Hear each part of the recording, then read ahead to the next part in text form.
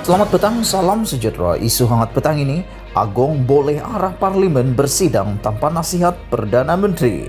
Berita sepenuhnya, anggota jawatan kuasa khas bebas darurat Noh Omar berkata, yang di Pertuan Agong berhak mengarahkan parlimen bersidang tanpa perlu mendapat nasihat Perdana Menteri berdasarkan peruntukan perlembagaan persekutuan. Ahli Parlimen Tanjung Karang itu bersetuju dengan pandangan veteran UMNO Tengku Razali Hamzah berhubung kuasa Agong untuk memanggil sidang parlimen. Saya setuju dengan pandangan Kuli Tengku Razali. Kalau perlembagaan masih kuat, artikel 55 mesti terpakai.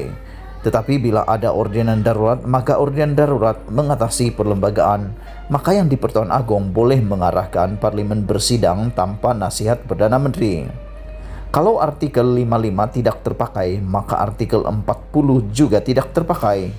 Ringkasnya, ordinan darurat yang dibuat menurut artikel 150 dalam kurungan 2C, perlembagaan persekutuan bukanlah satu undang-undang persekutuan. Pada menjalankan fungsi yang di Pertuan Agong di bawah ordinan darurat, yang di Pertuan Agong tidak tertakluk di bawah artikel 40 untuk bertindak menurut nasihat kabinet, kata Noh dalam satu hantaran di Facebooknya. Perkara 55 adalah berkaitan dengan memanggil, memprorog dan membubarkan parlimen. Manakala perkara 40 adalah berkaitan yang di Pertuan Agong hendaklah bertindak mengikut nasihat.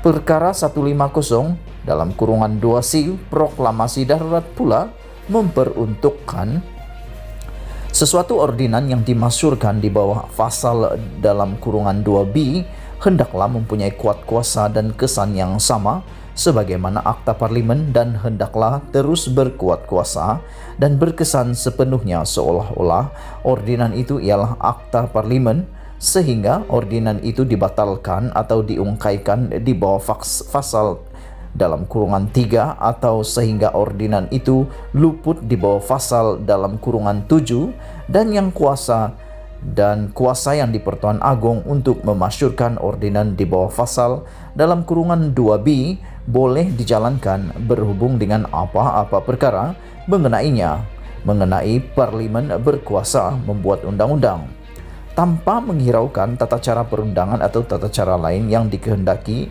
diikuti atau perkadaran jumlah undi yang dikehendaki diperoleh di dalam mana-mana satu majelis parlimen. Berdasarkan peraturan mesyuarat Dewan Rakyat, Perdana Menteri Muhyiddin Yassin selaku Ketua Mesyuarat perlu memberikan notis sekurang-kurangnya 28 hari sebelum parlimen bersidang. Darurat yang diisytiharkan sebelum ini berkuat kuasa dari 11 Januari hingga ke 1 Ogos dan tertakluk kepada perubahan dan kemungkinan untuk dilanjutkan. Muhyiddin pada 15 Jun lalu berkata, parlimen boleh dibuka semula apabila Malaysia memasuki fasa ketiga pemulihan COVID-19.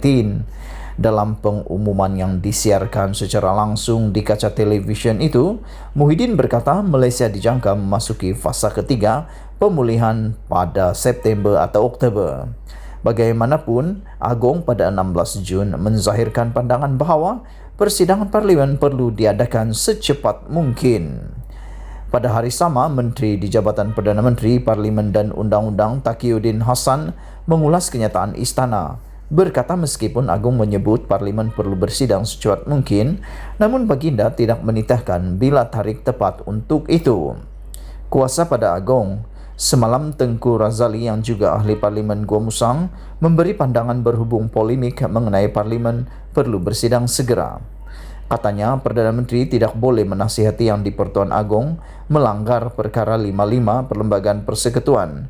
Kerana di bawah peruntukan itu, baginda bertanggung jawab memanggil parlimen dalam masa 6 bulan daripada tarikh akhir persidangan parlimen yang lalu. Jika tidak, yang di Pertuan Agong dan Perdana Menteri telah melanggar perlembagaan dan sumpah jawatan, kata Tengku Razali dalam satu kenyataan. Pada itu, Noh berkata, Seksyen 14 Ordinan Darurat secara spesifik menggantung operasi perlembagaan dalam hal memanggil atau memprorog atau menangguh sidang parlimen.